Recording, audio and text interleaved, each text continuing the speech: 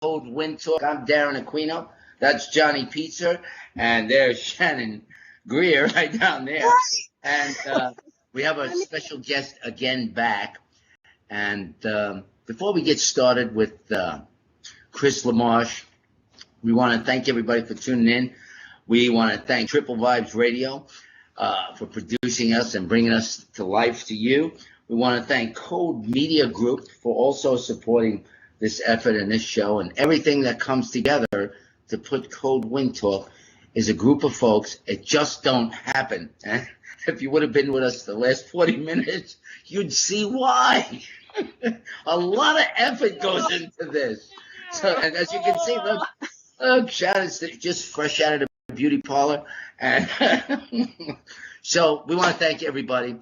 So we're going to go back and we're going to talk. You all remember Chris LaMarche is a disabled veteran who hasn't been severed from duty, but has been harassed by this Captain, I'm just looking at that, James Clark, who thinks he's above the people of the United States. His behavior is despicable as an active member in the reserves, Army Reserves. And Chris is in Oklahoma. He suffered another injury because they didn't sever him. They caused this injury.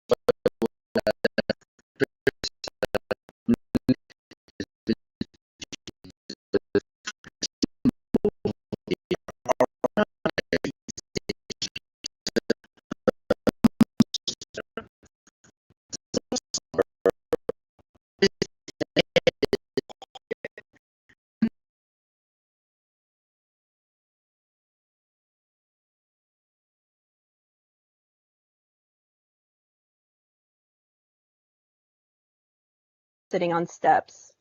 Yeah, we just like to hang out. We're kind of stoop people. We like to, we're neighborhood kids. We like to hang out on the stoop. So I'm sorry, Chris. I'm so sorry that I interrupt everybody now. Okay. What are you trying to duck behind the stone, Shannon? Okay. So anyway, Chris has been, for everybody that doesn't know, Chris has sustained injuries in a hit and run by a FedEx truck when we had him on last time. I didn't know that.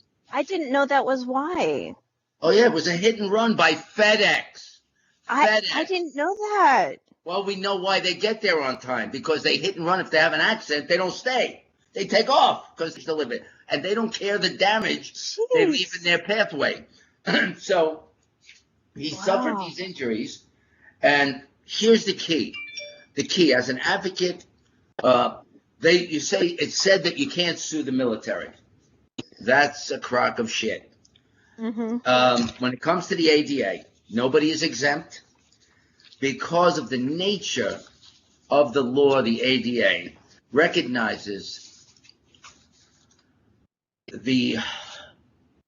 so many disabilities that affect your constitutional rights that the 1990 101 Congress had nothing to do but focus on all of those limitations in one's life due to the multiple disabilities that are in society today. You go from autism to polio to Down syndrome, autism, heart conditions, cancers of different kinds, extremities, missing extremities. There's just so many. Asthma, the breathing ones. There's just so many. Then you have mental effect, which is a problem that a lot of veterans are suffering around the country. And we have a Congress that is not worthy of the American people. I don't know how we did that, but on 2022, we got to change that. I'm in federal court for this very reason now. The purpose we fight and change and reelect is so that our lives can be better managed from government to have the services that we need. Here's a serviceman who provided the life and liberties through his service for country. He suffered in an explosion from one of those bombs that go off. You know, I didn't serve in the military. My family served, and my friends that are here served. I have no idea what that's like. I know that it's dangerous. I know that it's deadly. I know that Chris LaMarche suffered TBI from it, his first injury. He should have been severed then. The fact that the Army kept him and didn't sever him, them subject to the liability of any injury he sustains subsequent the original injury. That's what they did, and as an advocate, that's what I'm going to pursue. His civil liberties have been infringed because they masqueraded over his service as if it didn't happen, because their delay in severing him, a duty to the disabled veteran who served, got hurt. He got 14 years of service, 36 commendations, not 5, not 10, 36 commendations. That says the kind of, it demonstrates character. It demonstrates his patriotism and love for the country. What more do you need to know? Chris is going to tell us some very alarming stories. His wife may tune in with us because his wife became a victim to this douchebag captain, to this douchebag, because that's what he is. Here's the letter ordering this disabled veteran, right here. Here's the letter, everybody. Look, I want you to see. I want you to know who this douchebag is. Clark. James Clark. Yeah, okay.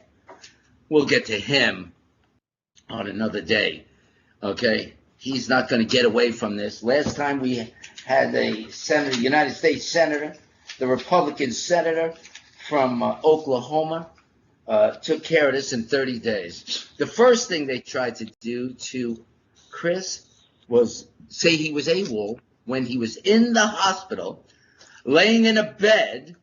The captain threatens his wife to give his medical over and said the accident was his fault. I would agree with part of that. I would agree with part of that from a logistical side. Maybe he couldn't respond to get away fast enough because they didn't sever him and put him on the road disabled. They put him out to travel. Now, listen to me. This is a line of duty injury because he was in transit in service and he shouldn't have been. So maybe his fault by the nature of the disability inflicted by service to country. So you see, the secondary injury is now the fault. Now the fault, absolutely, without any question. Right, Shannon? I'm not following this. You're not following. He has an injury. It's not his fault. No. Pay attention. He has an injury. It's creative, Darren. No. He has an injury. He gets TBI. Do you understand? TBI. Yeah. Has that injury. He should be severed immediately. Yeah. So he can care for himself and deal with the TBI because there's nerve and response reflexes. Mm-hmm. Okay? There's a lot that goes into TBI that limits one's person. So he should not be given any driving details. He should have been severed. So when you body that detail, you are subject to whatever happens because of the limitations he has. Do you understand? Do you understand? Yeah, right. But the person who gave him the detail. Right. I'm saying, but the captain in his statement, knowing that there is a limit on his physical person, why would you send somebody to do such a rigorous task of driving? You understand my point? Right. So him obedient to his orders, because he's got to obey the order, because they didn't sever him. So there is a tiny bit of truth, which is not a good truth, but it's a real truth, that if I send a person that's not able to, then if they go because it's an order, there is, he could have said no and they would have thrown him in the brink. So I think what you're talking about is a concept that I just recently read about called a mistake of law. It's called a mistake of law, where someone technically they may have been the cause of the law being broken, but it wasn't their fault. That's right. That's the point. I think it's technically called a mistake of law. I think that's what you're getting at with that, but I'm saying Chris may have had a limited, but it was based on an order. Do you understand? I'm saying his discipline could have played a role in not being able to get away from the guy on the highway because his reflexes. I'm saying, you understand? Well, but the captain it's a mistake. It's a mistake. You know, it's someone missed something and something happened and so well, no, they just didn't sever him according to law and separation of the army. In a little while, we're going to have another retired 20-year veteran who happens to know some of these folks in these areas. She's going to comment, and she's been calling friends, and like John's been inquiring too. And we're going to get to the bottom of this. He's going to get severed. He's going to get his benefits. But Shannon, you read the letter, right? This Chris douchebag sent. Chris. They wanted him to show up on the day they sent him the letter. When you look at the mechanics, okay, in the letter was drafted, Black's Law Dictionary. Black's is good. It's not bad. What's the other one? Huh? It's not bad. There's another one, though. There's another one, a law journal that I had. I had a series of all of the Social Security law. But I lost that when they stole my furniture. That's another story for another episode. But in this letter, Darren, yes, Chris, can you hear me, Chris? Yes. Let me ask you one question. The officer that introduced this detail to you, did he have a personal vendetta against you for any reason? That he would send you on a trip like this, maybe wanting you to get hurt further? I don't know that I could say that because he was fairly new as my commander. Oh, he was fairly new as my commander, but there was some there was an event that took place where I started being retaliated against. Right. And although the commander of my unit, company commander, was new, the battalion commander was not. And he was involved with the retaliation and all that. So it's a possibility then. So these are two officers, correct? Two officers, ranking officers. Yes. And I tried to reach out and go up the chain of command, but they kept stopping me and not allowing me to report properly. Well, they had a duty to do so themselves. So that question is going to come into play later. It comes into play because some things that resulted in your harm get to go into a court of the United States because veterans have the right and have the subject matter goes into federal court. It doesn't go into state courts at no time. They go to federal court. This here is an instance based on my knowledge and experience as an advocate. You know, I always defer to the law. And when I make a case, it's based on previous laws, your current condition, and how they come together. Then the story begins. As I was showing Shannon in her case when she started coming on, and now she's part of the group, the organization, in this mission for civil rights. You see, we all think our case is bad, and, you know, as an advocate, I've seen, you know, my case is a walk in the park to the many cases I see, but it is my inspiration, and it inspires me to go out and help others like you when I met you, Chris. I met you through, was it his cousin, right, that called? Yes, it was The person that works with my wife, Zenny, your cousin Zenny, right? Calls Shihar, and they hear about me. He's in a very dire, very depressed state. Now we talk about it, we shared about it then, and he was ready to be part of the list of the 21 tragedies you hear about every day. And I called him. I called John immediately, told John about it. He was at that place, Shannon, where he was just not ready to stay anymore. He was in a very dark place. I remember talking with him about it. And we got that call. See, but the people on the show don't understand. This is the reason that you have these PTSD veterans. I think now Chris's case sheds a little bit more light on the tragedies that may be going on that we don't know about. How many of these veterans are going through what he's going through, that they took their own life? Because Chris said to me, I just can't take it anymore. Why does he got to fight for his benefits? You see, these things, they really piss me off. It's one of the things that made me run for Congress. It's one of the things that, Shannon, why this case is in federal court, because I got to give my last best effort, the full measure of dedication to fight the case, that if I win another election and I get it, and the congressman that's not elected has got to step down because he took the seat illegally, and I get a special election because I was the only candidate who was pushed out of that district into another district, and I shouldn't have been.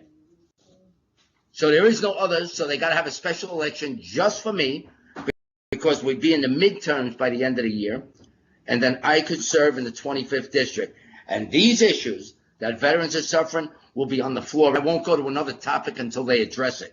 You see, they think they could sit there and do all these kinds of things that they're doing.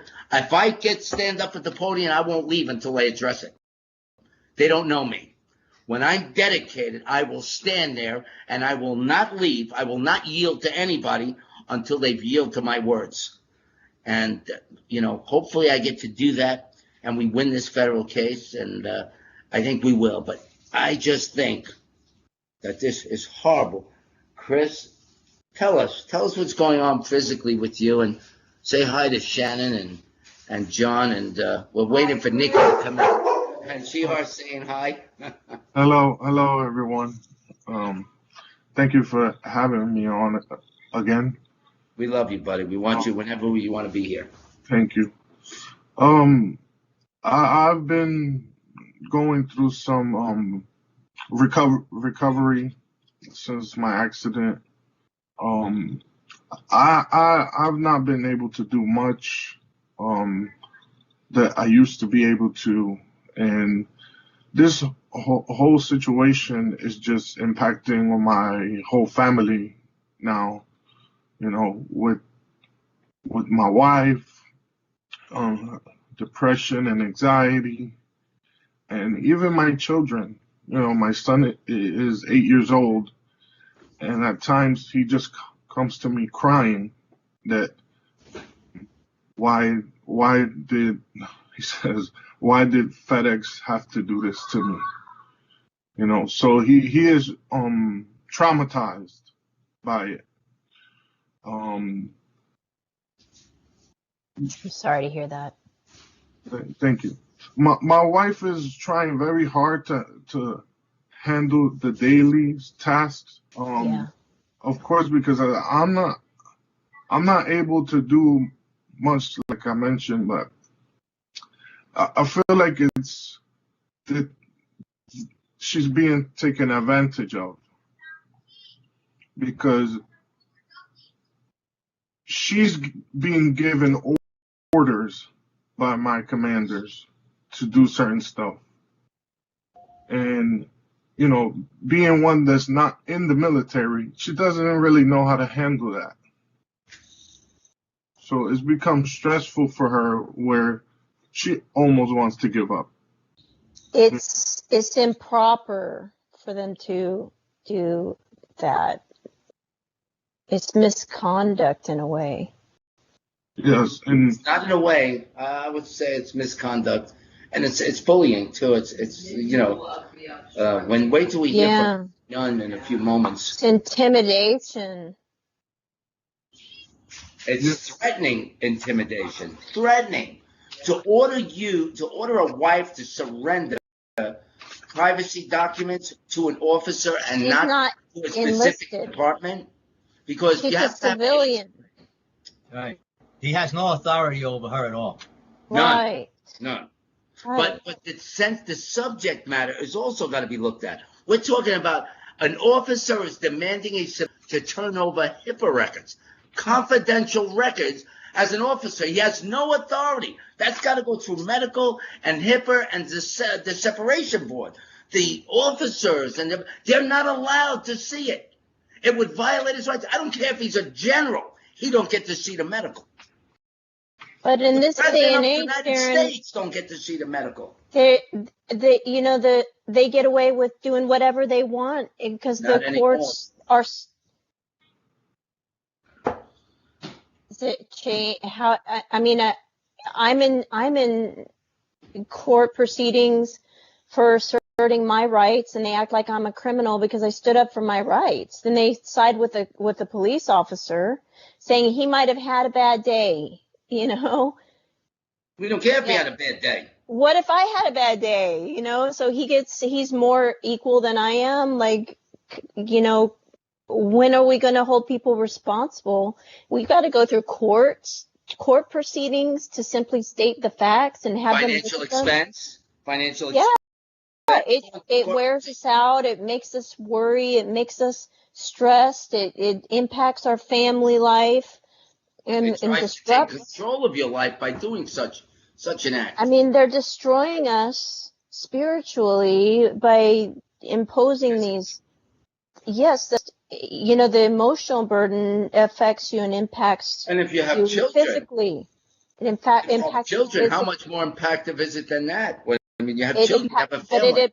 it affects you physically, like the emotional stuff. Yes, physical and emotional, absolutely. It comes out physically because you have stomach aches, you can't sleep at night, headaches, tension in your muscles. And not only that, he's taken precious years, let's say months, not years Say yet. again? I didn't hear that. You had an interruption. Say again, What's Jeff. happened is taken precious months of Chris's relationship with his son to play ball with him. Before you know it, his son's going to be too old for him to even play ball with him anymore. Right.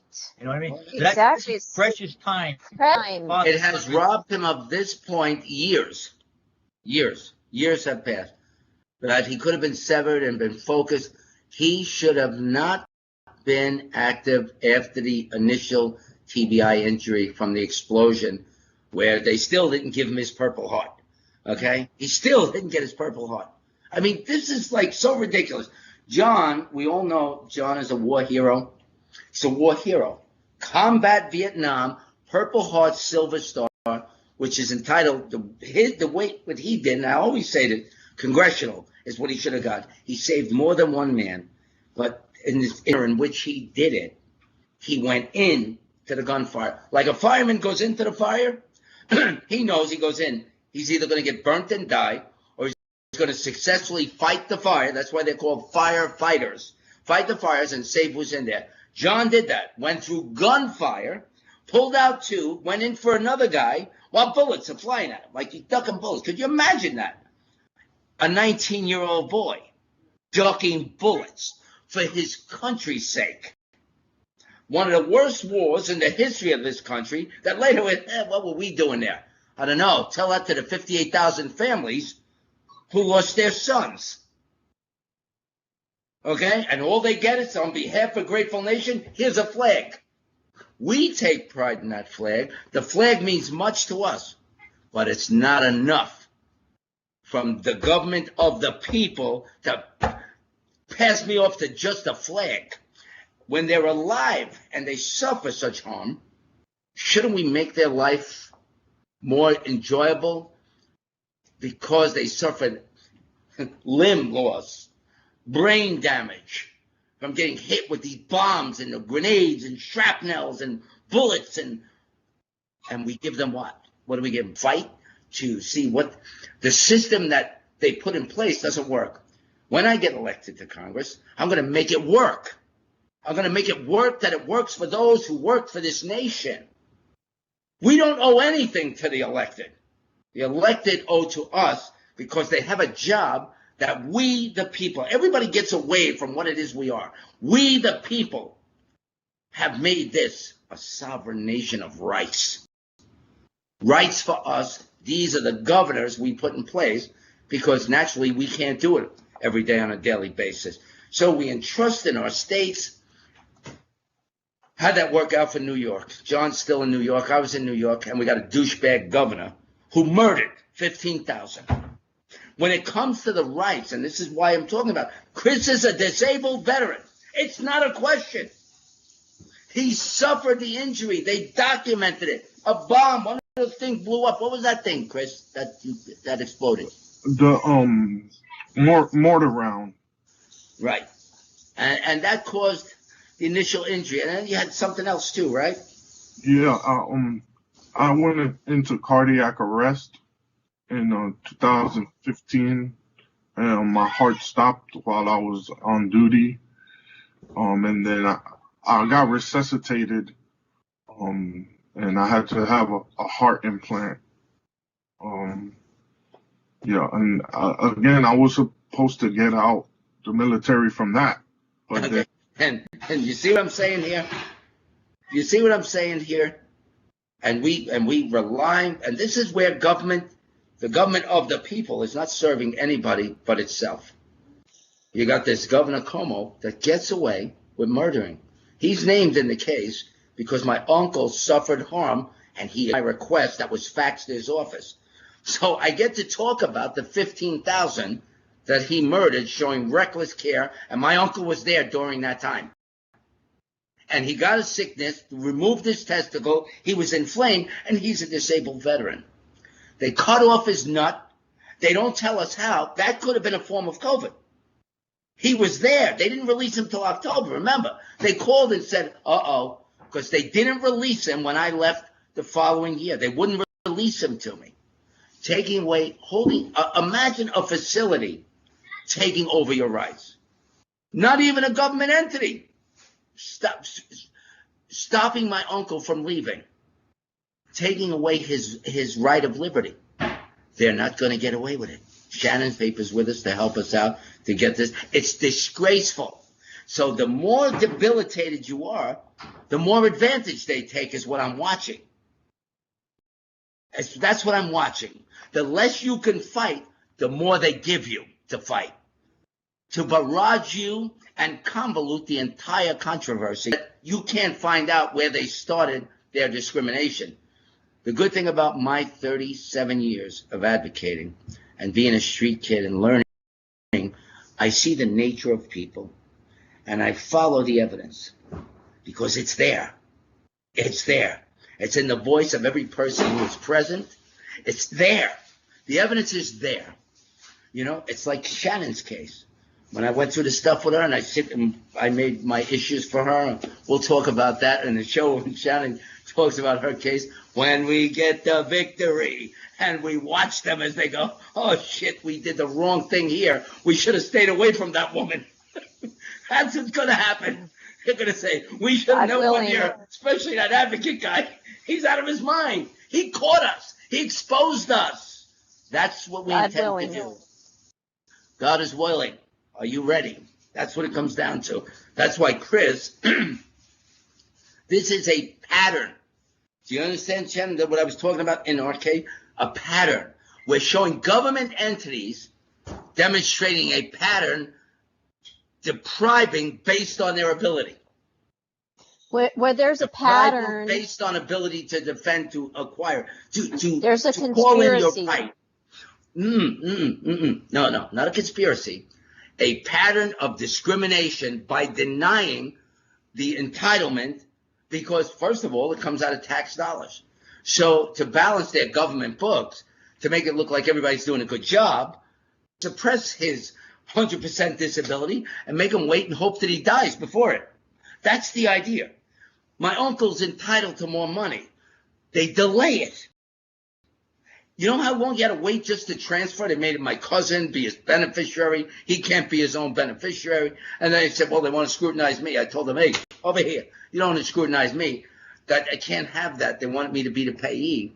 And first tell us all your information. I said, I'm not doing that. Were you ever arrested? I'm not doing that. I'm not giving you my information because you're not an authority. He has an inherent right to this by his disability. I don't got to surrender my soul to you and tell you who I am and what I'm about. You're interfering with the family. Okay? You don't get to say if I was a criminal or that. You don't get to, I get the chance to either rob him and you get to stop the benefit. You don't have the right to investigate me. I have nothing to do with you.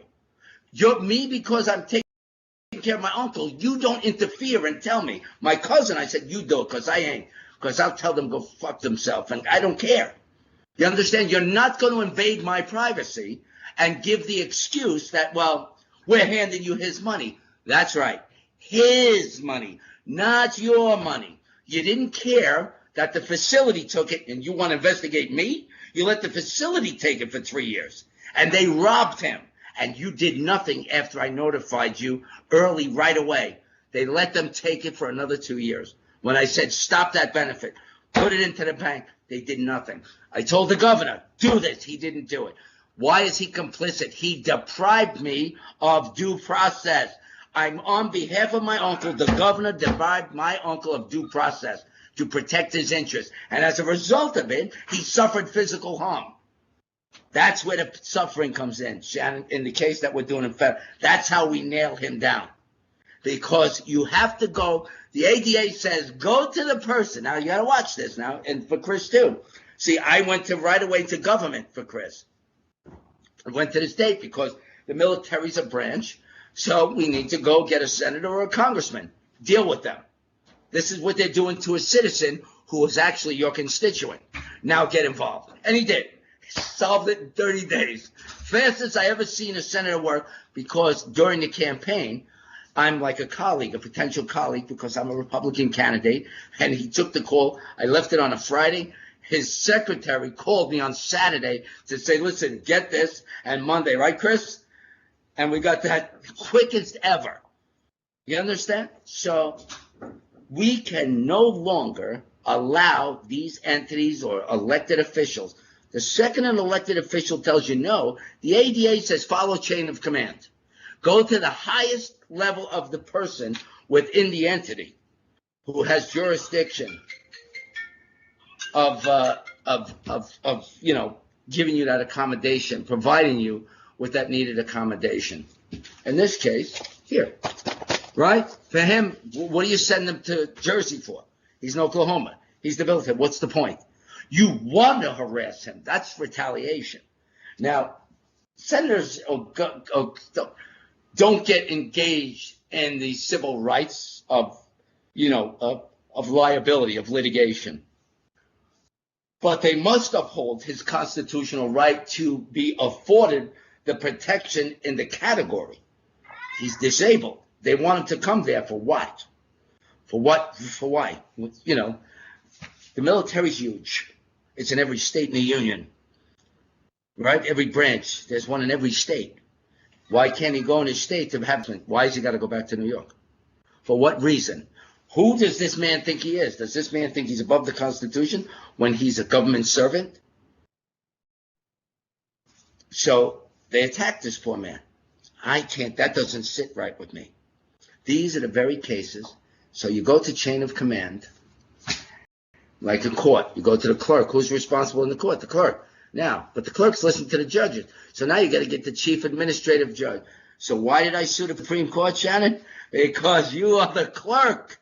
And I asked you for an accommodation that without that help, I don't get due process. I shouldn't have had to go. I should have been able to make a writ of cert in the Supreme Court to stop everything, because they deprived me fair and equal protection. Interference with my election. Interference is a crime. But what happens? I can't fill out the document. So what does that mean? I don't get justice? Well, that's what they'd like you to think. But after several requests, you saw the other judge said, oh, God. He told the magistrate, what are you doing? He asked you 5 times. He's made it the center of his complaint that he can't go forward without. So get this, get him in there, and then give him the next one. We're not asking. The judge was ordering.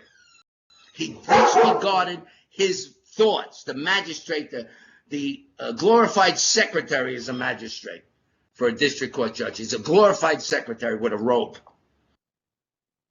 And that's what's happening. So you see, we have to go through this chain of command for Chris. We have to go through this chain of command for you. You understand, Shannon? We've let the government that serves us dictate to us. Not on this day. We don't let that happen. So in Shannon, in my argument for Chris, my argument for you, I observe, and John knows this is what I do. I mean, Shannon, you know us a short 2 years. John knows me a long time. And Chris knows that, everything I said I would do, I've done. Correct, Chris? Right? I've been there for you every step, right? Yes, that is correct. That's just who I am. Shannon. And Shannon, what you're going to learn about Shannon, she's a pit bull too. He goes in and waving that flag. Don't try and take it out of her hand. Okay? You're going to have to pry that shit out of a cold, dead hand because it ain't happening. She went to learn to shoot, and they said, we're not going to let her in, because if we give her a gun, we're in trouble. All of us traitors against this country, we better run for our life if Shannon comes. That's right. And that's what we're all supposed to do as Americans. Stand up for this country and stand up for those who serve this country. Biggest advocate for veterans. That's why it's a pleasure. If we don't stand up for our own rights, I'm getting a feedback right now. No one can stand up for their rights if everyone doesn't stand up for their own rights, so it's important for each of us to do what we can to assert that. That's why it's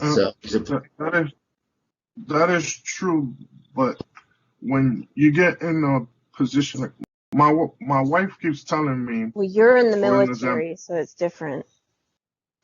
Yeah, so I have appointments in Oklahoma. That's where I'm physically at right now. Mm-hmm. And as someone who's still in the military, mm-hmm. we still have to give information to the chain of command of my whereabouts. Understood. Otherwise, Absolutely. I will truly be a deserter or AWOL, as I'm being accused. But you also have to be with that, Chris. I want everybody to know this. You have to be able. There's a section in the ADA that talks about effective communication. It wasn't effectively addressed to you on taking in consideration the physical limitations and TBI is a brain disorder now. You understand that? We all know what TBI is, right? Traumatic brain injury. It would also be fair to say that cognitive abilities have been compromised. Everybody agree with that? Everybody agree with that for the purpose of what I'm going to show you now? So when you send this man, when you mail it out 2 days after you want everybody to think you did it on the 1st, but you delay it and mail it out 2 days postmarked. Now, just because it could have been postmarked and still held in the office for another day, unless it was stamped by the post office. But if they use a postal machine, it gets stamped because the machine's got to go. It can't backdate it. Okay, that's just the way those machines are legit. So once it gets stamped, they still can leave it there another day and then mail it. You understand? Because usually federal mail gets delivered the next day. The court sends you something, you get it the next day or the second day. No offense, but because it's government mail, right? But on this case, this douchebag, June 1, mails it out, stamps the envelope June 3rd. So that means there's 5 days of transit. I believe he's left it in the bin for 2 more days, where timely it would get there on the day that he had to appear. So now let's take into consideration, first of all, this is not effectively communicating under Title II.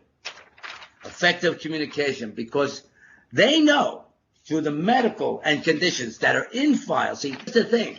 There is a medical file. He's not generating it now. It's been generated They're just trying to defeat it. The officers who didn't do chain of command, which led to him being there so long, where he suffered more harm because they didn't sever him immediately and kept him active. It would have been one thing if they kept him at a desk. You understand? Like they do with police officers.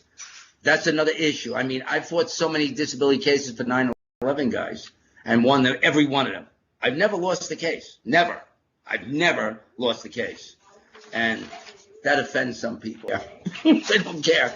But if they would have communicated, called them, went to the house. Oh, you want to come here? Come.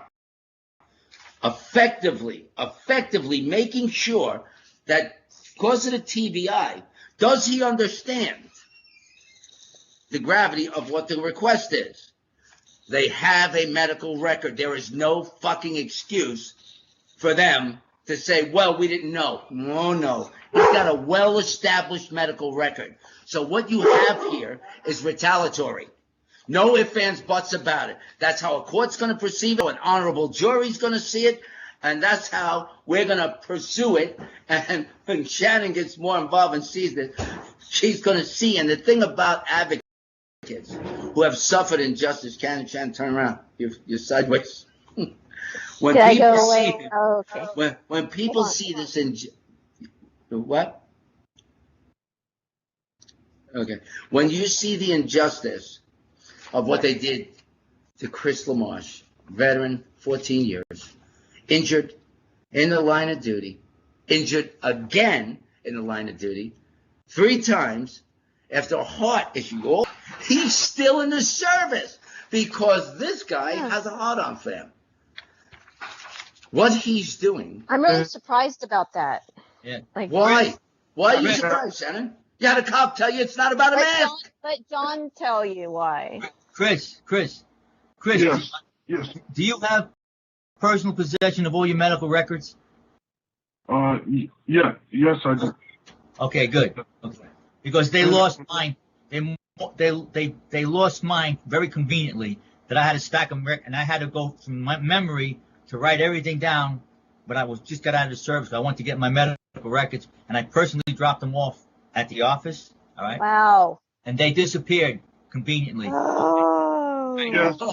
I'll give you another one. I'll give you another one. Back in when Reagan started helping me, my whole file from Social Security disappeared. Hey? He put White House pressure. My whole file was gone, and guess it appeared in 1986 because President Reagan did not stop. And I found this out later from staff members that said he ordered them to stay on your case until it was done. He gave them a direct order. I was so full with emotion to hear that. And the woman confirmed, I remember your case. I was with her at a Republican dinner. It was incredible. They put it on the, and here's how they did it. This is how smooth they are. This is where you see there are conspiracies. The conspiracy is people against the elected who's in charge. If it's Democrats, they don't like the Republican in there. All of the little Democratic soldiers within our government entities screw things up. Because your commander-in-chief, who's supporting your efforts like mine, they stood on my case 6 years. They put it on the ACQU instead of AQU. They changed it. So when I got my first Medicaid card and Medicare, it said AC on the state, and the state was complicit with it because the Medicaid went in from the state of New York. Understand? When you see the conspiracy, where they come from, they're implanted in every government entity. They're not big bosses. They're the freaking trolls inside Social Security, the Veterans Affairs, everything. That's got to pay a benefit when you are entitled to it. The deceitful members work there. Some of them, to keep doing it, they get promoted in the rank of where they're serving. That's how they get paid off, right? Judges who deny cases, they deny you or there's fund down. I won a case because I had a presidential favor from one president, and it stays with you forever. I'm not going to say what president, but I got that favor. The judge came in. This is a fact. I went in. The judge came in. He just came in from Florida. He says, "You're Mr. Aquino?" I says, "I am." So, okay, I'm here.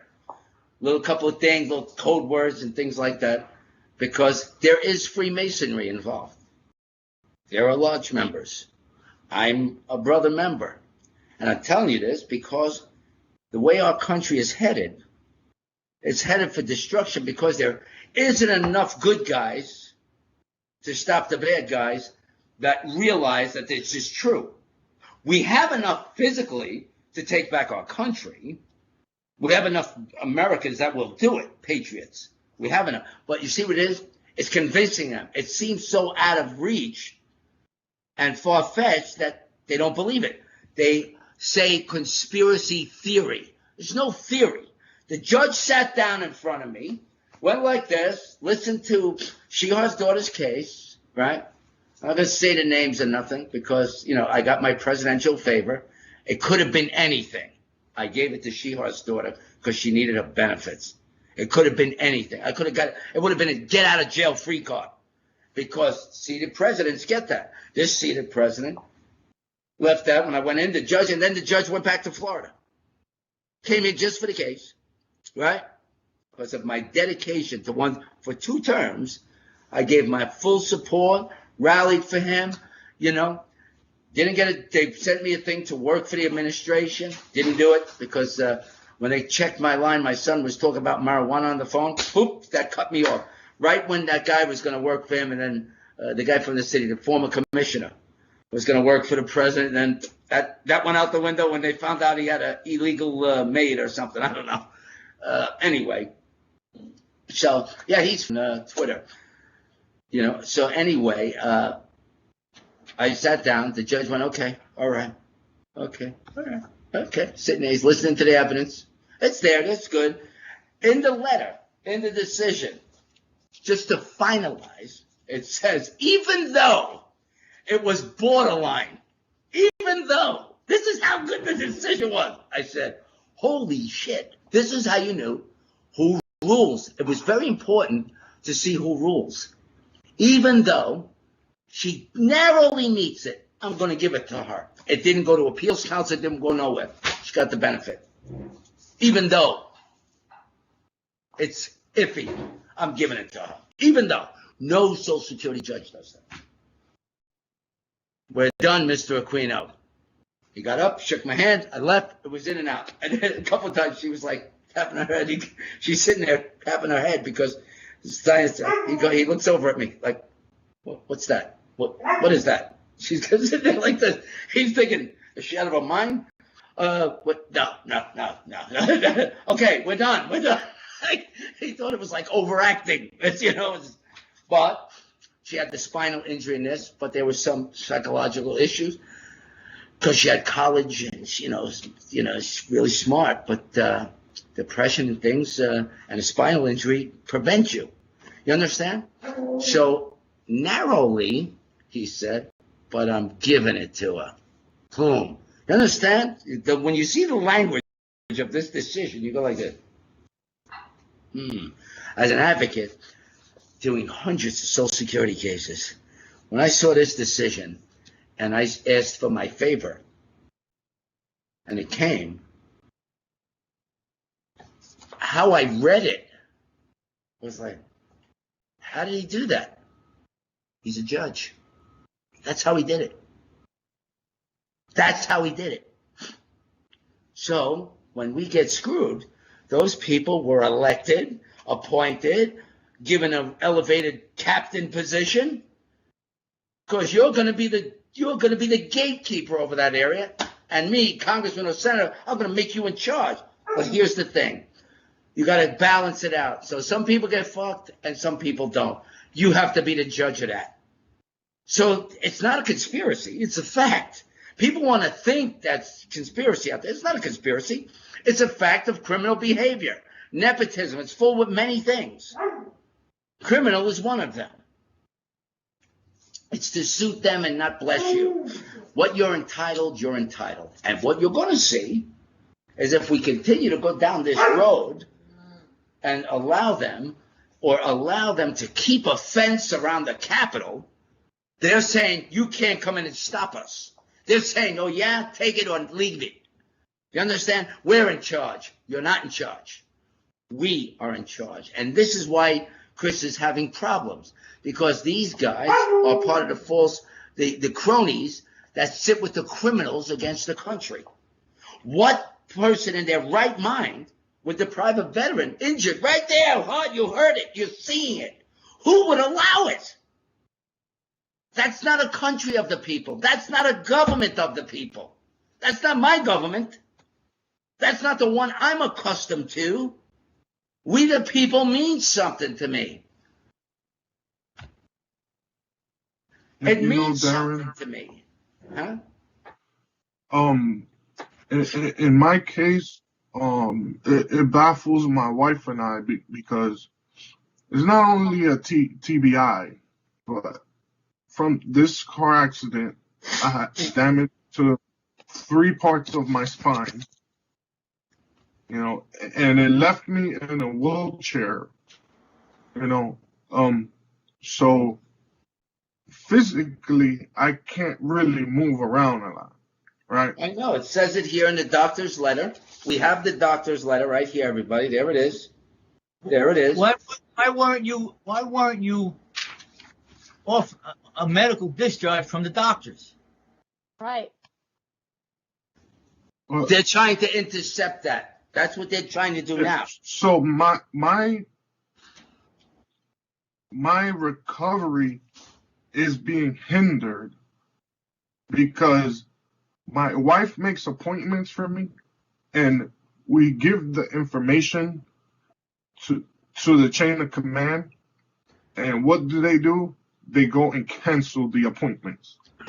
And then Now that crosses the line. You see that? We have those cancellations, right? yes, I'm going to need that evidence. Then they make an Medical appointment treatment? in New Jersey. I can't physically make it to New Jersey. No, you can't. But the law doesn't require you to go. There are no rules that require you to go there. No. But the ADA is the law that saves you, because remember, you're not active anymore. They have to go, even prior to the papers, they have to presume, based on the evidence they have, deciding you is a technicality, but the evidence is in their hands already. And they've had it for years. You see, that's what I'm trying to teach you, Chris. They've had it for years. The injury from the car was just to add insult to the already injury you had that should have been severed. Do you understand? I know your circumstances now. My argument is you would have not acquired the ones you have now had they released you then. You understand? That's my argument. You suffered this car accident because they sent you on another mission. Okay? And you've already had debilitating conditions. So it would be fair to say that, it's their fault.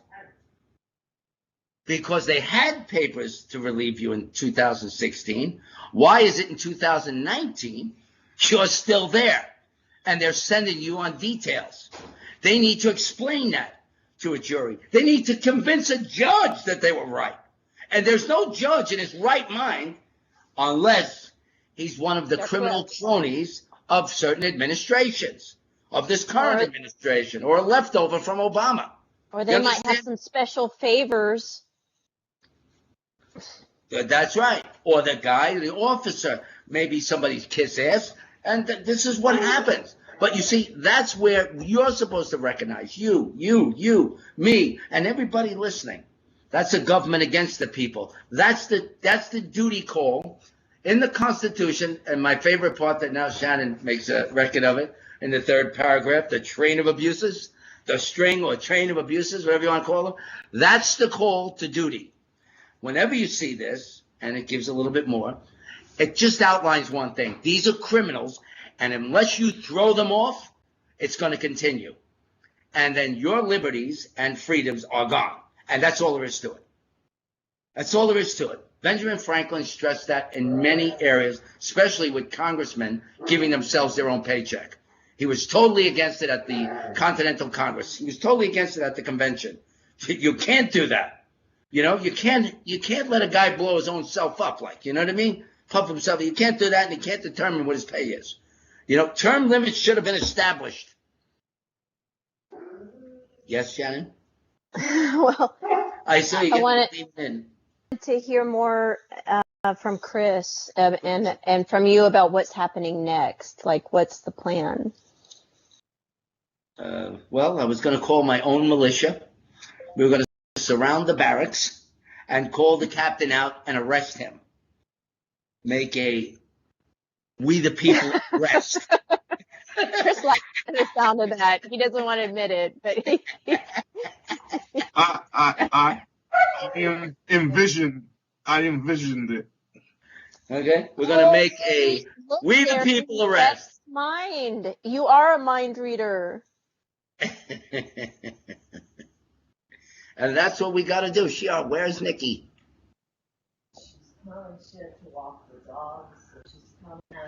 So here are some of the tactics that they are using. Give us an outline, Chris. to intimidate my wife. So what we should all do, we should all put sunglasses so they don't know it's us talking about them. Let him talk. Let him talk. My wife has been keeping my chain of command up to date on everything. That's correct. But then they sent her a letter that I'm not obeying orders, or she's not obeying orders. And imagine. Tried to charge me with AWOL before, which Darren did assist with. And they write a letter that says, if you know where he is, urge him to return immediately to military control. Mm. So from a hospital bed, Shannon, from a hospital bed. They want him to return immediately. So as to say that they have no idea where I am. But my wife has been keeping them up to date. It sounds like you're in a dangerous situation to me. Yes, I believe so. And I'm scared of how far they will take it. You know? I am too. Right, explain what you mean there. What do you mean, dangerous, Shannon? Explain that. They have you said that there's a pattern of abuse, and he's talking about it. He's stressing it over and over again that they're trying to frame him, basically. They're framing him in a false light. It's an invasion of his character. They're painting him to be someone that he's not by making official documentation that makes it appear that he's doing something that he's not. Using their position. Positions. But they're also doing things that directly enable that false light to look that way, like canceling his legitimate clinical medical appointments. So it makes me, and you said they have to answer to that.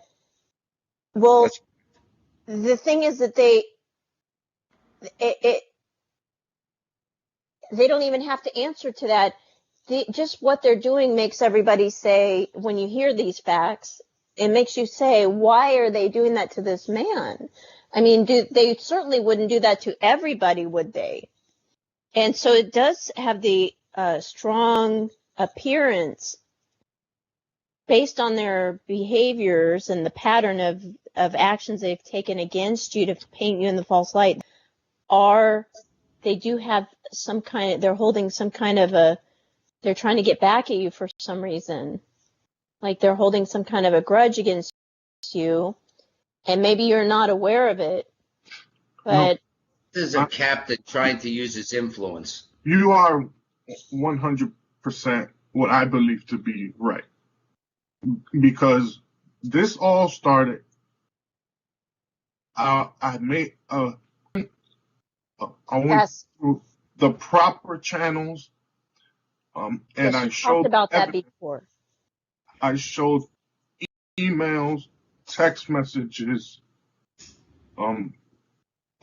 I recorded conversations, and when I made my complaint, my commander at the time was taken out of his position.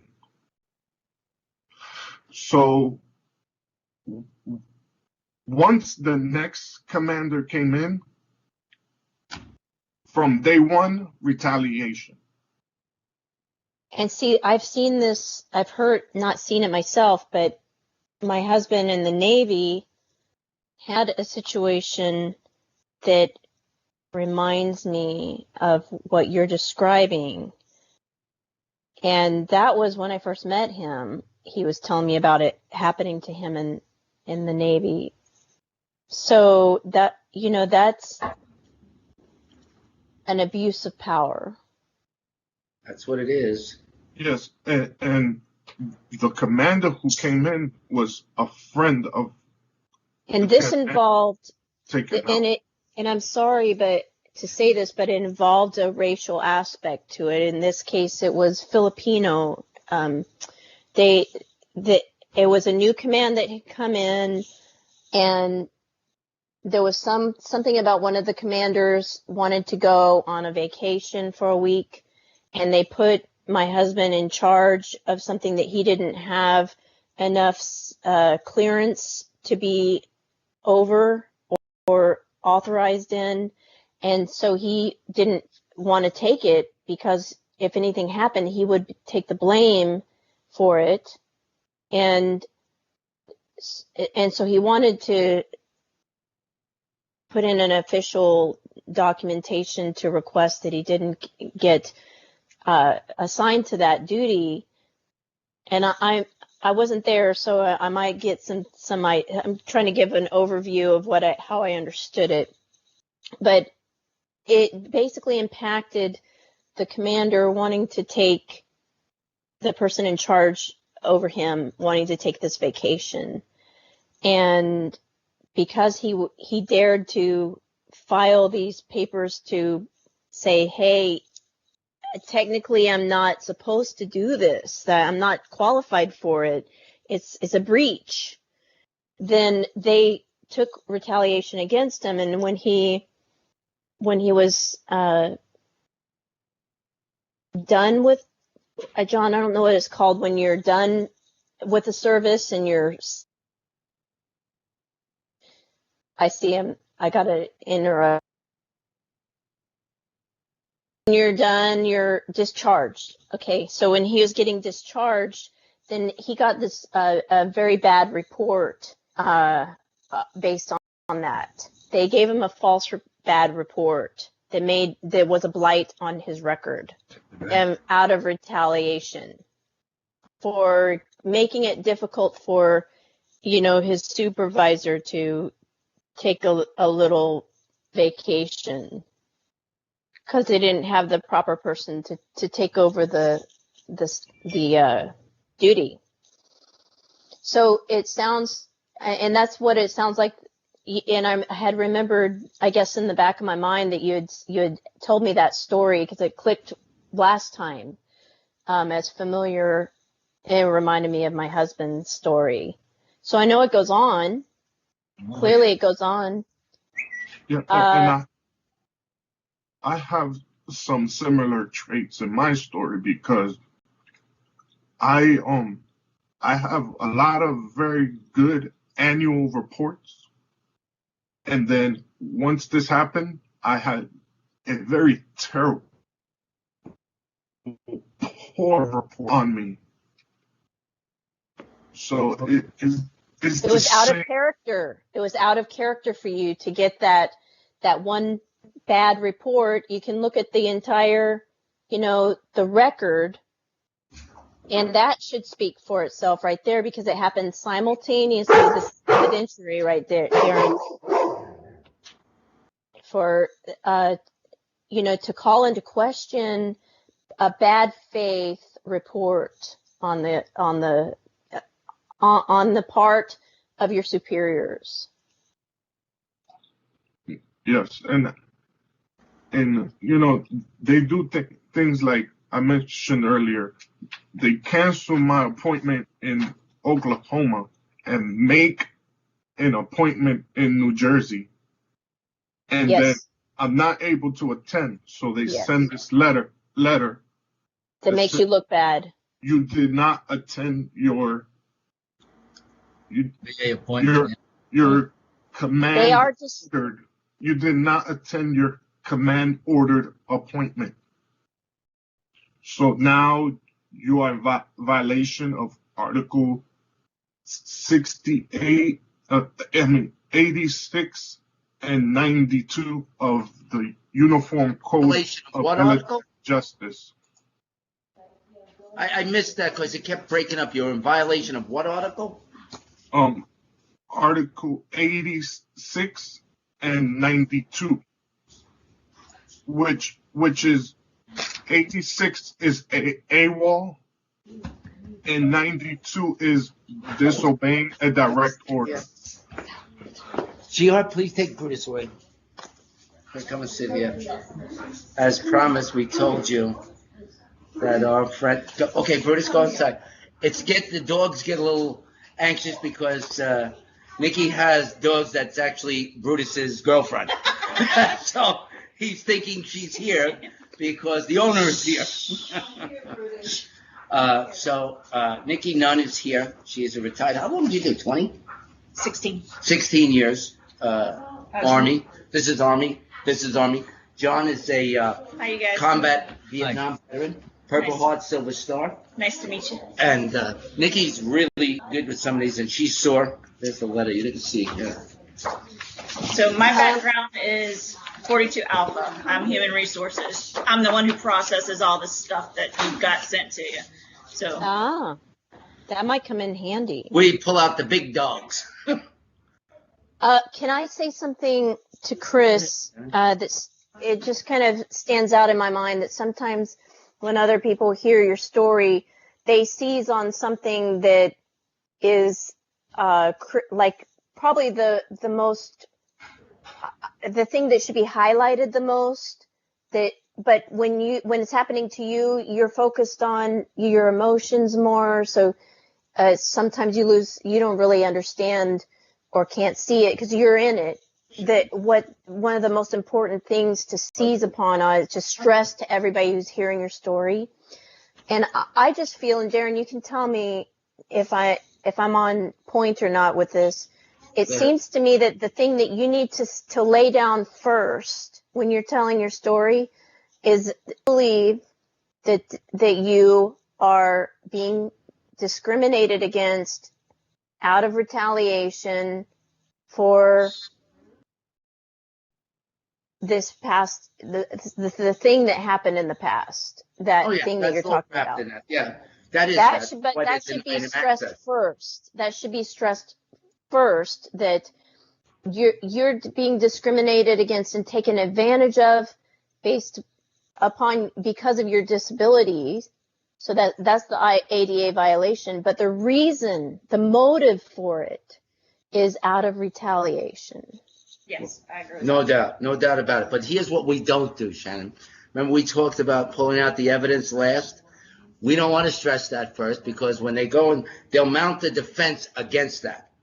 So we save that for later because our evidence shows that to be true. Well, when we're in this sort of a forum where we're going to get to it eventually, it might be helpful to just lay it out. They don't care. They're arrogant. In the beginning.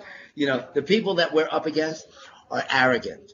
They think their authority or their stripes are above the actual law. The law, here's the deal. He's got 14 years. He had a heart issue too. He had a heart attack before he had the accident, and he was still in. He needs some. He needs a sort of judicial review. That was his second injury after the explosion. But all of that's documented. Oh yeah. This is why. Yeah. This is why this takes us So what does his med pros look like? Just throwing it out there because the Army is all about med pros right now, and that isn't up to date. He needs a kind of a judicial review. Yeah, once you see, you get judicial review when you're before somebody. It's not before anybody. There is a panel, but you see, they're trying to intercept that because there was a loss of chain of command, which somebody will fall for what they didn't do for him when it gets in the right hands. You see, that's why what you got to understand, Shannon. Somebody screwed somebody, so now he's got to become the fall guy. Scapegoat. Right. That would be. He's a like scapegoat. Oswald was. Like Oswald. That's why I said it was dangerous. That's why, because do you know where the scapegoat comes from? The story of the scapegoat. Please tell me. It's in the Old Testament. I will tell you. So it's in the Old Testament when the Israelis were in the desert for 40 years and they're traipsing around.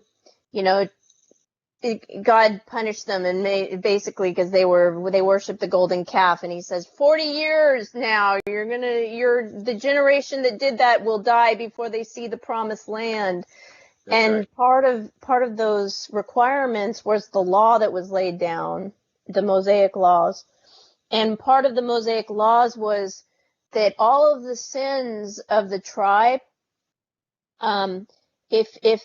you get held accountable for sins that you're aware of and you're conscious of. But everybody has what's called sins of omission. So if you do something to offend somebody and you aren't aware of it, it's still a sin, according to the Mosaic law. And right. So the way that and for every sin, you've got to pay a price. And blood has to be shed for every sin. So the way that they dealt with the sins of omission of the entire tribe was to take a goat and have everybody lay hands on the goat and impart their sins of omission onto that goat. And then they sent the goat out to the beyond the boundaries of the camp into the wilderness to fend for itself, ultimately to die, because this is a domestic goat being turned out to the wild animals to wander on its own and away from the camp, and it can't come back. So it's basically doomed to die, being ripped to shreds by the dogs and the wild cats and the bears in the wilderness. And that's what the scapegoat was. He took on the sins of the whole camp onto itself and was turned out into the wilderness to fend for himself. Well, here, what they're trying to do is he's the Oswald. He is the Oswald of the 2021. He goes back. They don't want to give that benefit. He's not alone. Yeah. There are plenty of cases where they like to go after a wounded soldier. So Nikki, how many cases have you heard about that this happens to? To our veterans. These are our veterans. This is what she done. She was on the other end of what he suffers from. And he's still in active duty. He's not even a veteran yet. Well, he's a veteran. I'm trying to go through paperwork and understand what's going on, because personally, in my opinion, he should be transitioned to a warrior transition unit or battalion and start the med pros or the med board process.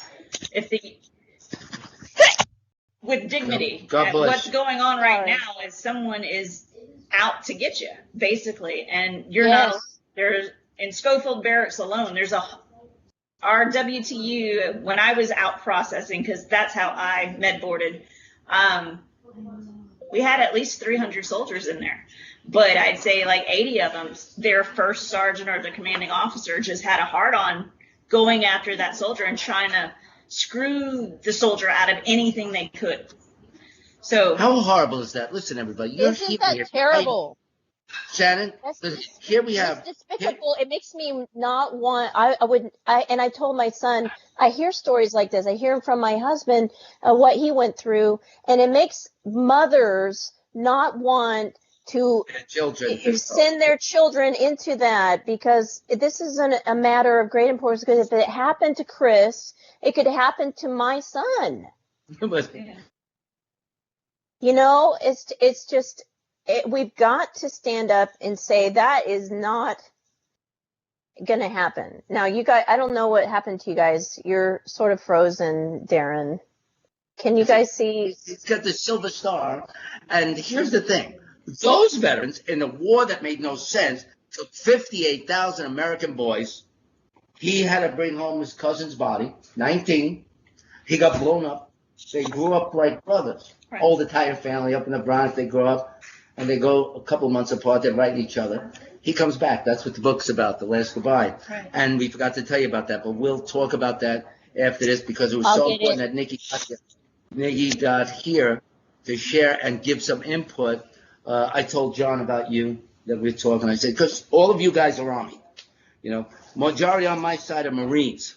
And, you know, there's some high rankers. So this guy, I'm not intimidated by a colonel. My cousin's a retired colonel, and he was Black Ops, and he was CIA. So you shouldn't be intimidated. We should go over their head. Of course. The packet, we need to put a packet together and get him out crossing.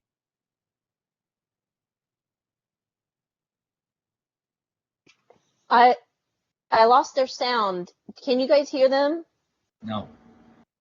Okay, we can't hear you there. Say it again. Sorry. Okay. What I was trying to say is that, in my honest opinion, we need to go over their head. Sometimes, if you talk to too many people, you muck up the water. But if you go to someone above their head, or even above their head, I mean, the top of the snake is Jody, who's the commanding general for, and this is just me doing research last night on it, is Jody, and she's the USAREC commanding general. If we have to, we can get a packet to her. I mean, it's just, she's on Fort Bragg. It's not that hard. But this is I want to let everybody hear what's going on. This is what coming to you live from Cold Wind Talk, and you know that we care about our disabled veterans. The topic of this show is mainly about disabled citizens today, but our veterans. Because my co-host Johnny Frantangelo is a combat Vietnam veteran, and I run for Congress because I watch 21 veterans kill themselves every day. In a government of the people, by the people, and for the people, how come they're not for those 21 every day? When we had President Trump in, he was taking initiatives for our veterans. Under Obama, the administration collapsed completely. We've had its issues, but never in the history have we seen the VA collapse and neglect the veterans. Their pockets were deeper than their responsibilities. This show gets its friends and our other retired veterans to step up because advocates for disabled veterans steps up. And we gather our friends and partners to solve problems like Chris LaMarche. And she's been working on this as soon as we told her, thinking constantly. And I know my wife, she has been sending to. I've been giving her texts. Last night, she's been going crazy because we all see the injustice. It's clear as day. How is it that the others don't allow us? But we had the senator acted very quickly. You see him here. Yeah. He went like, okay, Darren, he's a Republican senator. We like to give credit where it's due. The Republican senator stepped up, and we had the AWOL issue, and that issue was resolved. Chris called me right away because he got the letter first, because for privacy, the senator takes my call, gets the story, he signs off with him. I'm no longer involved. But I'm still his advocate. In a text to your commanding officer, I told him, bitch, you better call me because I'm his advocate. You don't direct him. I'm directing you. Okay? You're not above me. I'm his advocate. You know he's got this disability condition. You know it. They're trying to avoid it. You can't avoid what's there. It's there. There's a record. There's a history. Somewhere down the line, the pooch is going to get screwed here. And it's going to be your commanding officer and whoever supported him. Because ultimately, the story comes out about Chris, like we're doing now, and it takes the center stage. Presidents will make these guys roll. He'll say, "Up, we need reform. You're gone. Now they are the scapegoats." He goes from Oswald. Chris changes from Oswald to a hero, and the other guys become the Oswalds. That's what happens in government. Oh well, see, you got caught. You got caught, so now we got to throw you under the bus. And you're first, Captain. That commander needs a relief for cause. I'm telling you, I think it should go all the way up to the medical doctors who treated him. They dropped the ball. Yeah. He should have been out on a medical discharge from day one. Agreed. no doubt. As soon as the TBI. Well, that's what I don't understand. Why did he not get sent to? His paperwork should have alone been sent to MedCom. They make the decision. They put him in a warrior transition unit or a battalion, and he starts the process. Now, that process usually takes 6 months for them to do all their testing and stuff like that and get ratings from the VA. But it's pretty fast. And the only thing he would do is report for his duty, per se, would be reporting for the medicals. That's it. Going to counseling if he needs it. Getting the stuff ready for him to transition out. Oh, that's what they're doing. Chris, tell her that the appointments that you're having made, they're canceling. They're canceling, and they're doing it from New York. Yeah, he just said that. No, tell her, Chris. She didn't get into that. She wasn't here for that. You're making appointments, and they're canceling your appointments. Yeah, I'm physically in Oklahoma, and Right. I'm been getting all my treatment here, and they wanted us to see a military treatment facility. So In New Jersey. we scheduled an appointment in our local Air Force base, and then we gave them the information. We gave the command, this is our appointment. My wife is taking care of everything for me, Right. so she's in contact. Then they canceled that appointment and say, no, we want you to go to Fort Dix, New Jersey. So they made an appointment there. I can't physically go. You're missing that appointment. They're just padding their paper. But you see, that's where they violate ADA. Right. Where's his accessible one? He's debilitated to I the point. You see? understand that, but you gotta. I'm looking at it from both ends. I know, I'm looking that's- at I'm it from glad the that- civilian sector, but I'm also looking at it from the military sector. So, But his wife is being taxed, and she has. Oh, did you tell him about the wife? issues. Tell him about the wife. he told me last night that this commander is trying to give his orders to the wife. Oh, Chris, Yes. tell him what he said to your wife. I'm like, Oh, no, listen to this. Nikki, wait Yes. till you hear this. You're going to love this. He sent letters that is addressed to her, so it's directly to her, and mentioning that I'm absent without leave, although I'm at that time I was still in a bed, unable to get out of it. And my wife had been keeping them informed 100%. And they sent a memorandum.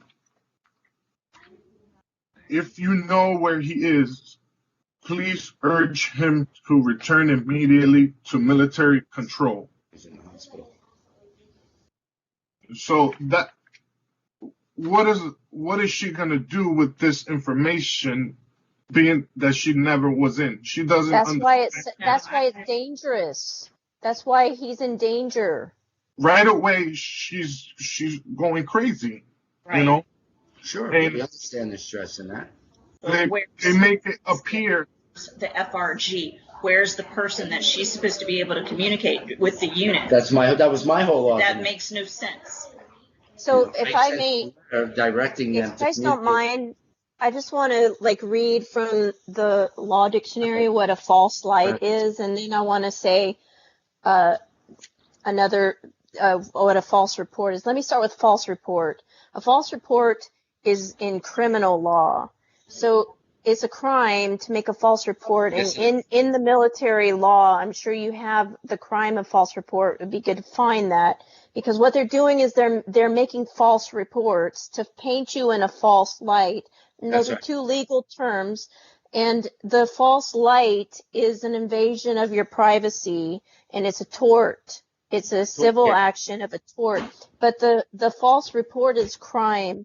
And it says it's the criminal offense of informing law enforcement about a crime that did not occur. It did not occur. So it puts you in a dangerous position. It's Article And that's what happened to me.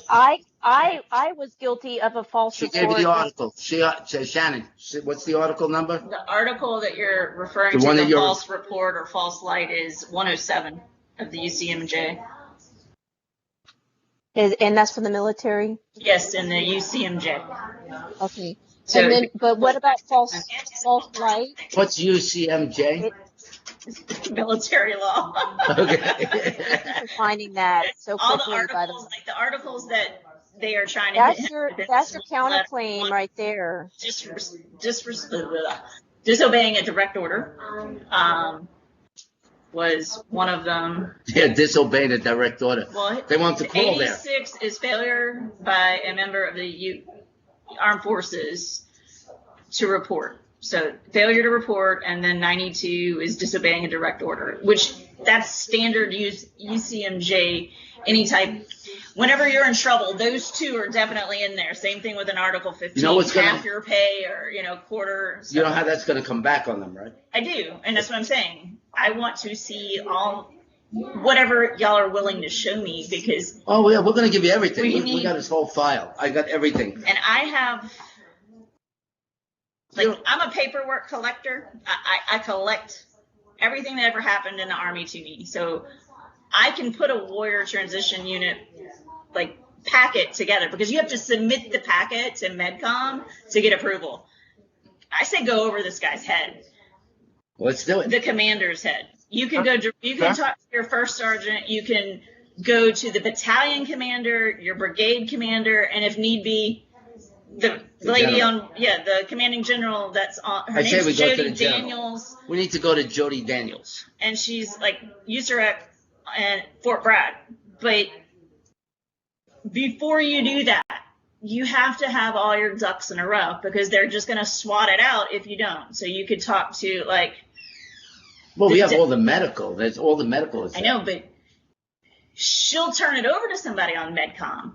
But we just have to make sure everything's right before you go that high. I mean, in my opinion, because I used to work pretty high. I worked for MCOM, which is the installation management for the Army. But I was at the Pentagon with my husband for a while, working with them. So before you go that high, I would just suggest we put the packet together and make sure everything's right that way.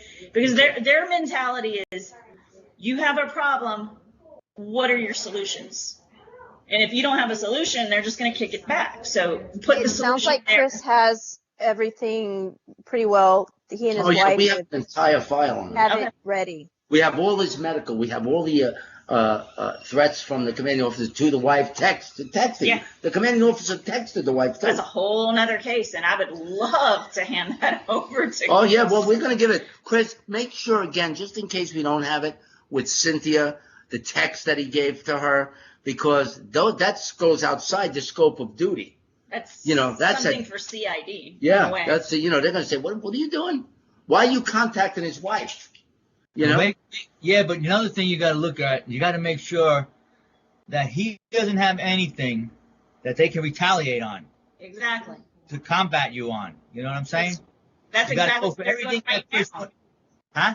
Well, that's why they're trying to make false that's why they're making false criminal reports against him. That's right. But you see, those will get exposed. That doesn't matter. What they're trying, you still got to make sure that he never did anything to, that he's not supposed to do.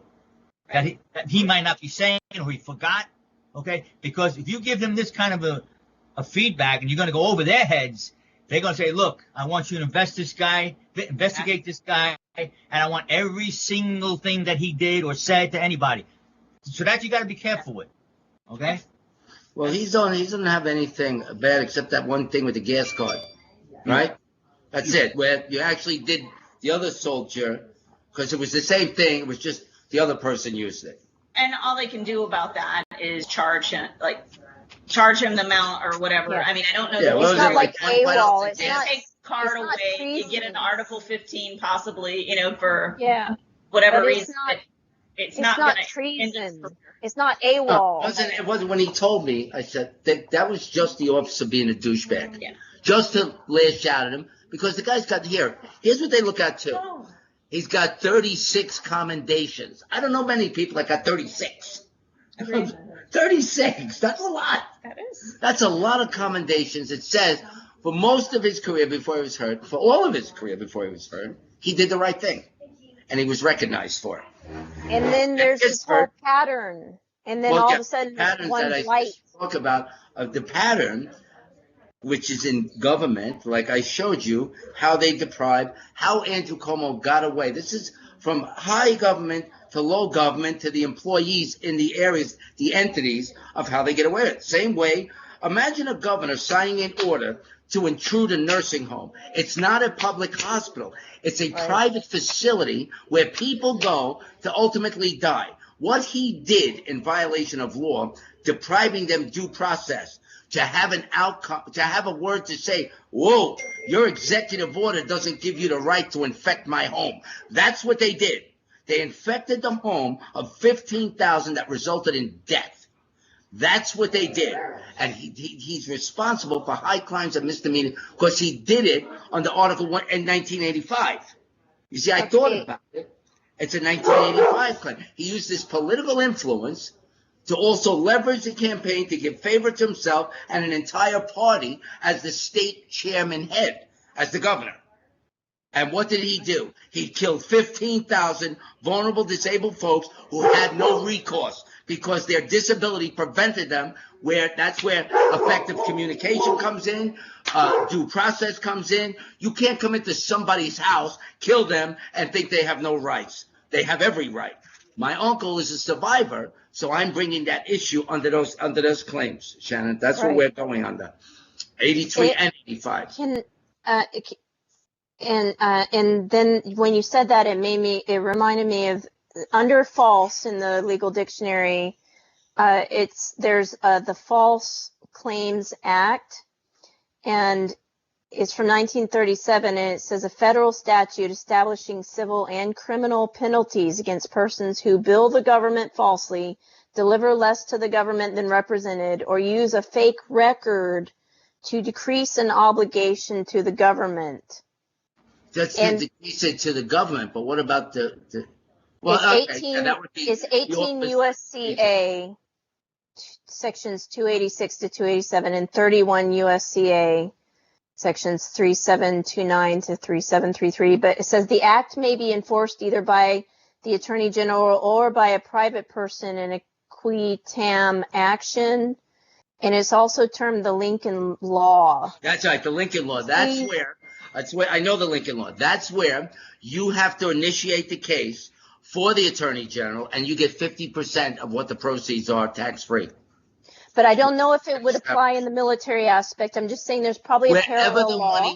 Wherever money was spent that it cost the government falsely, like Medicare fraud, but if you they're establish using false a group reports, that committed, you get 50% but they're using false reports against him as a false claim is where I see the connection, so that they can reduce their liability and whatever they're trying to cover up. Right, giving a bad light to the government. And this is just my last point I'll make on the legal dictionary, but in false light it says it's a tort, and it says it's an invasion of privacy action, a plaintiff's allegation that the defendant attributed to the plaintiff views that he or she does not hold and place the plaintiff before the public in a highly offensive and untrue manner.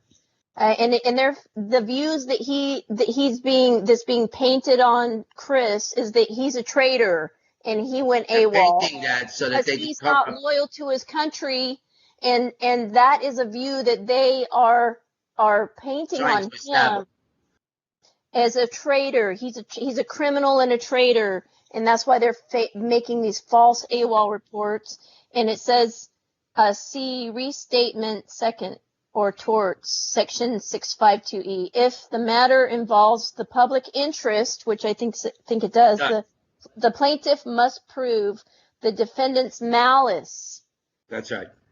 Okay, so it's malicious, and it says, see, invasion of privacy by false light under invasion of privacy.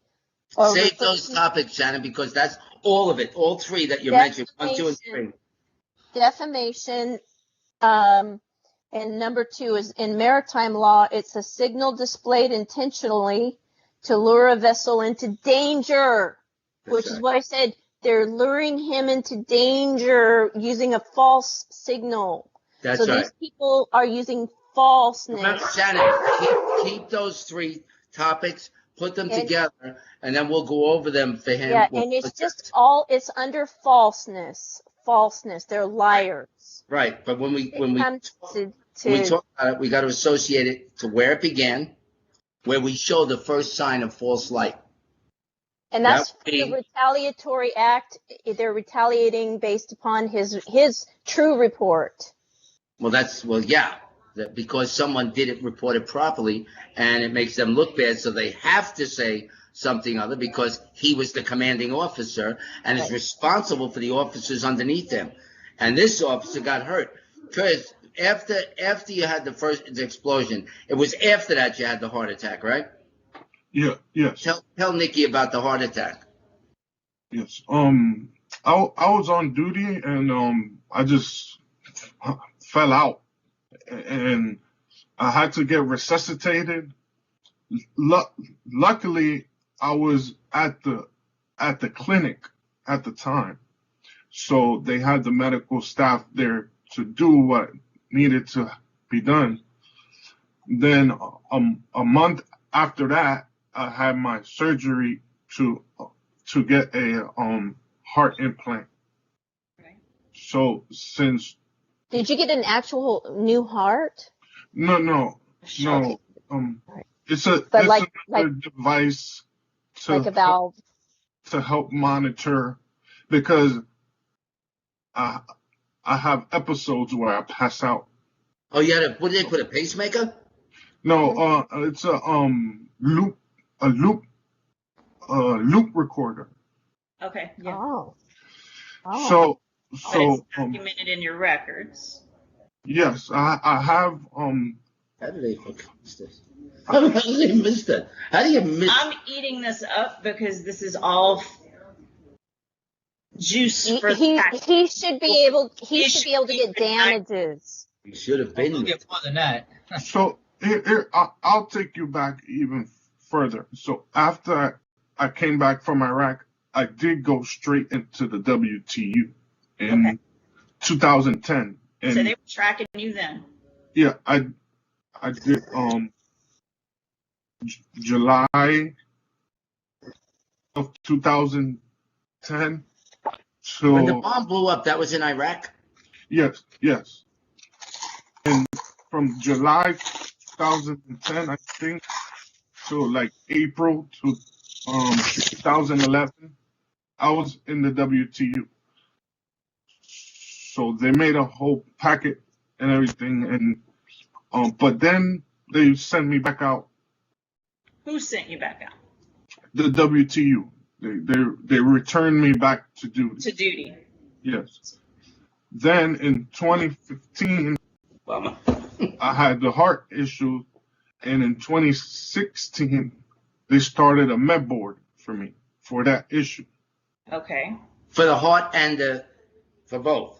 No. Well, it was just for the heart at that time. Right. And then the doctor said the regulation stated that I needed to be out. Right. There was no question about my condition. It specifically stated in the regulation.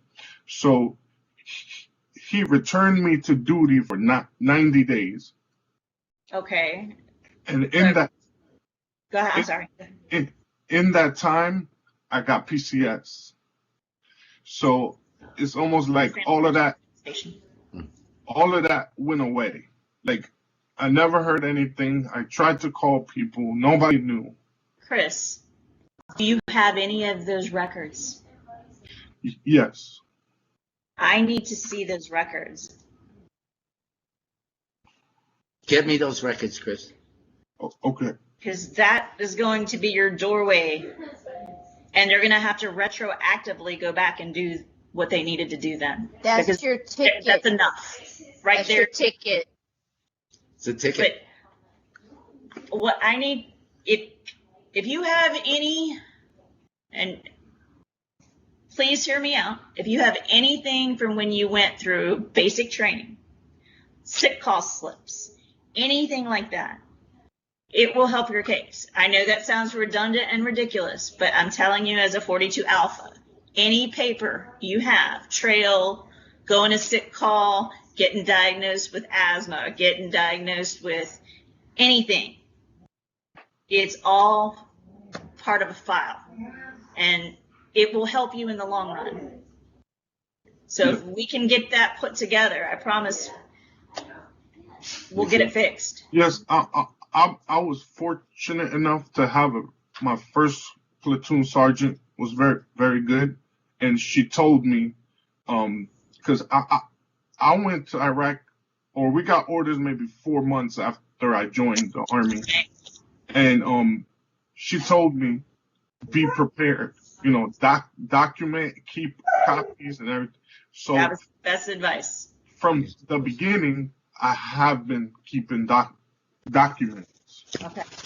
So I have all that from the very beginning. I even was collecting at one time 80% service connected disability.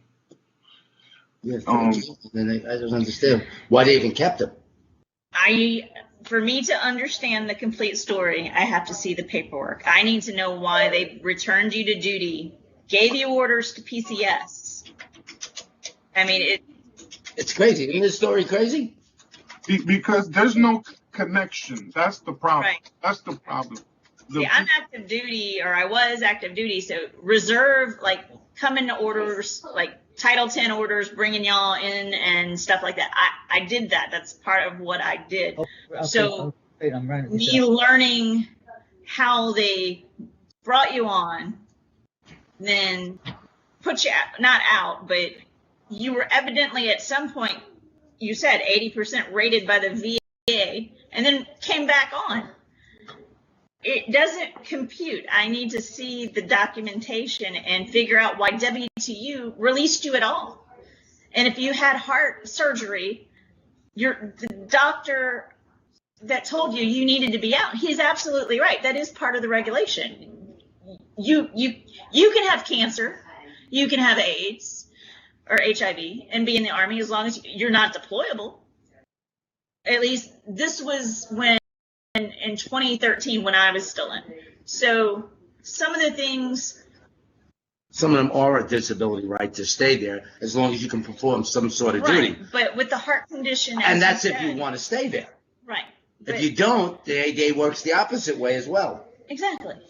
But with his heart condition, he's not deployable. No, and the he's Army not. didn't want deployable. I mean, they don't want someone who they None cannot deployed, deploy. right. In the event of a that's why we got national MedPros. world war, we need you. Right. So my MedPros has the information. I've been on profiles. I've been on temporary profiles. I've been on permanent profiles. Gotcha. I have all that stuff. I have all that myself. I had a P3 profile for two and a half years.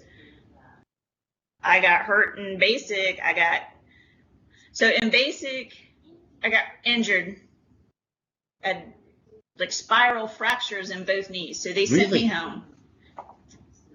The major that ran like the sick call clinic and all that, he put me on profile and told me I'm going home for 30 days. My first sergeant of basic was like, the hell you are. And they're like, you're not going anywhere. You're gonna be recycled. And I'm like, okay, whatever. I don't care. And then the major came from the clinic and argued with my first sergeant. And then I was gone for 30 days. I got convalescent leave, as you did.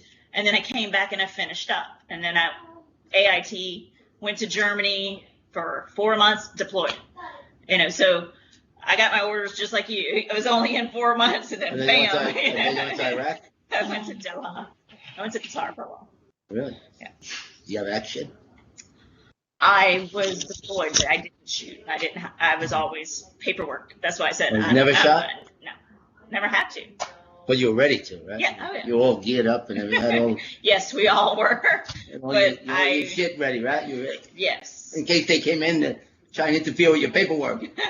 I will light you up over someone's paperwork. That's right. I will. Oh wow. Well, this has been it's been an enlightening show. Go inside, Brutus. It's been an enlightening show. We really went far over our time, but it was a good topic, and anything that we could do here at Cold Wind Talk for our veterans is a priority. Actually, our government, on the current leadership, really, and Kamala Harris said, hey, have a great holiday weekend on Memorial Day. I don't see that as a holiday. And it's not a holiday weekend. It's Memorial Day. That's why it's called Memorial Day.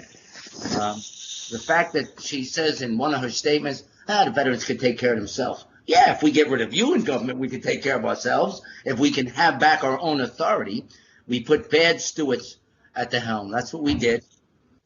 We get another opportunity in 2022 to change the Congress. The House that matters most is our Congress.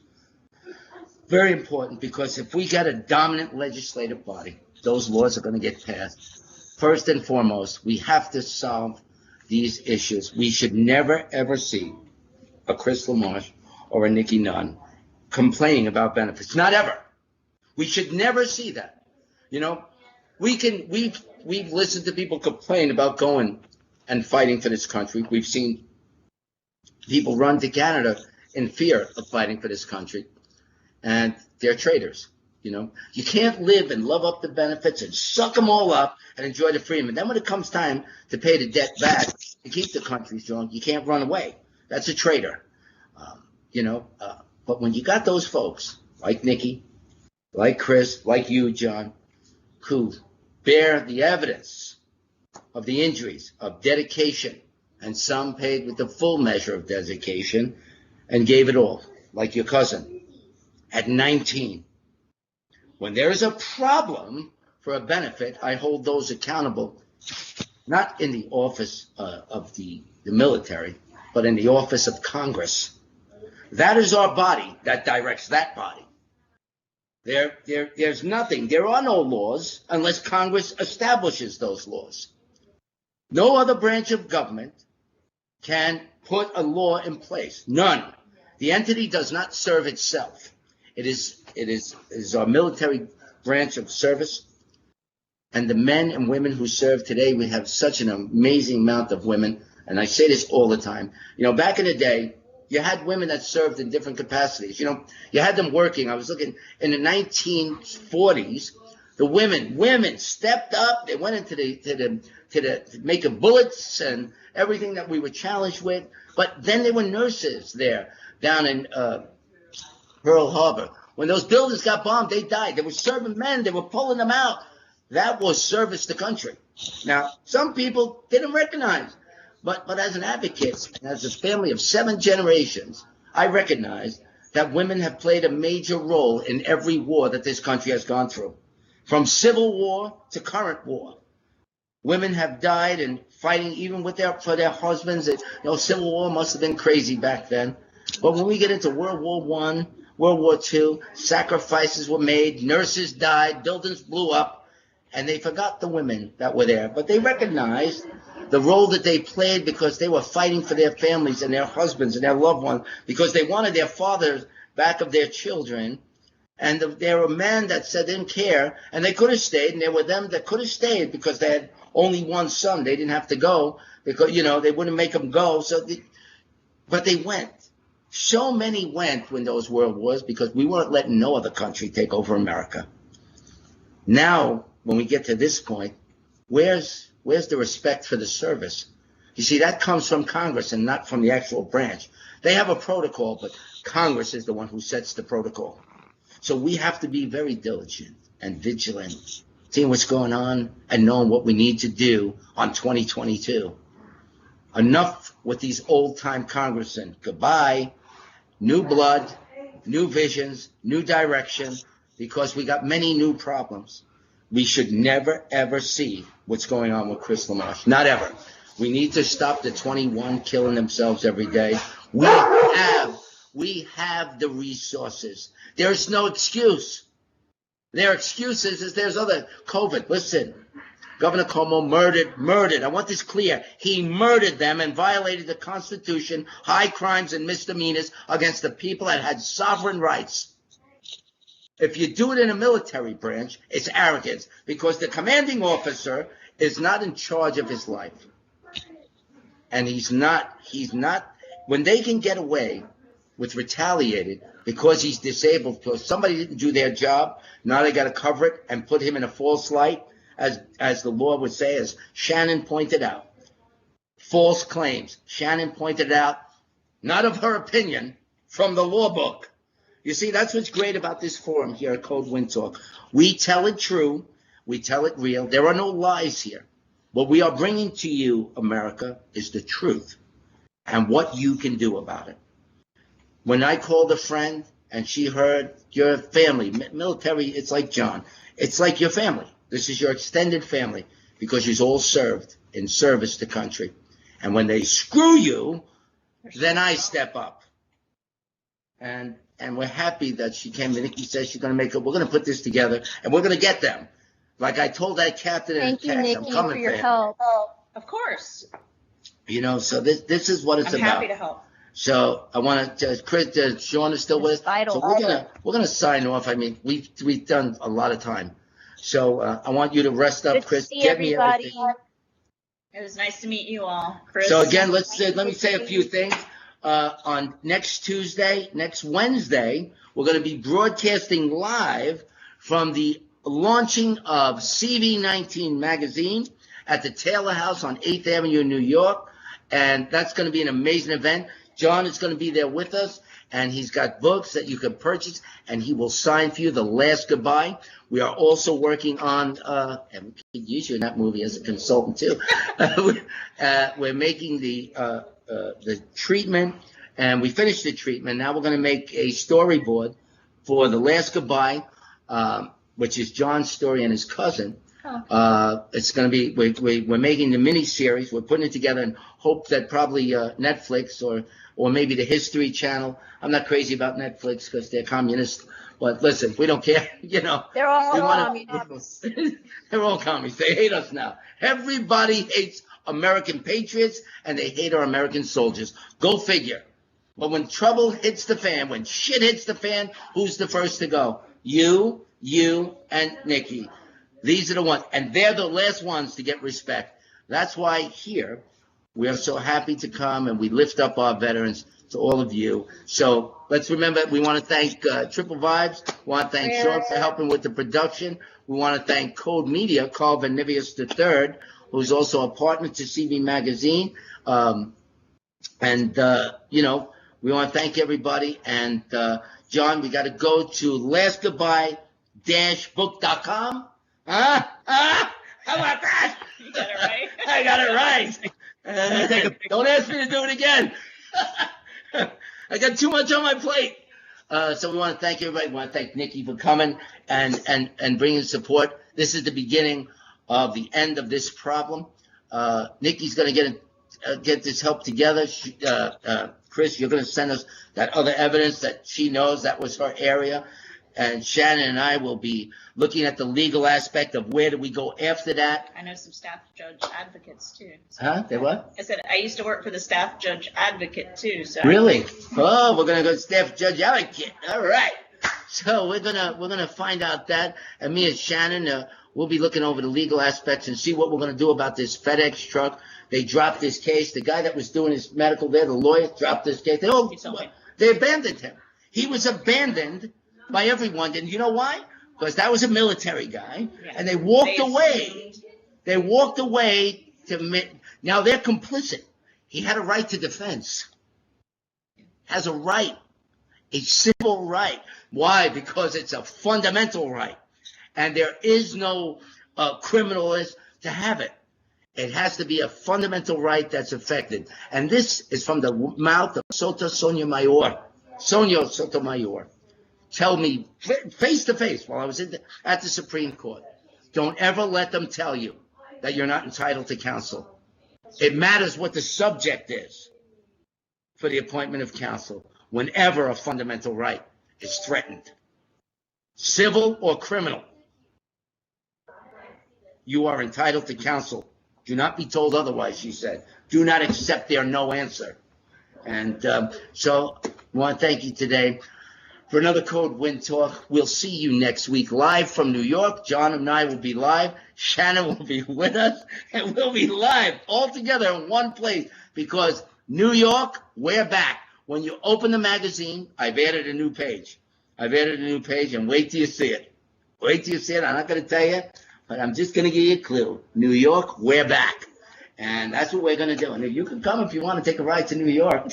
I can't. Okay, well, you could if you want. I'm a homebody. Okay, but you are invited. You have a special VIP invitation, and you'll get to see John in Hopefully person. I'll be looking at some files. There you Thank go. you. Well, you get to meet Shannon in person. It'll be fun. Chris, you could come, but I know it's very challenging for you. So, but we'll go, we'll, it's going to be live streaming. So, maybe we'll see if we can get you live and say hello. It's not 100% I'm going to be there, but we'll be trying.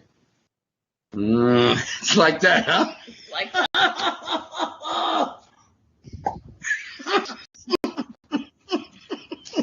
Okay, so that's it for today. Thank you for joining us on Code Win Talk. I'm Darren Aquino. That's Johnny Frantangelo, Johnny Pizza, and you all know our guests, Chris and Shannon and Nikki. Thank you all for coming, and we'll see you next time on Code Win Talk. Bye. Bye. Bye. God bless. Bye, John. Bye, everybody. Good to see you again.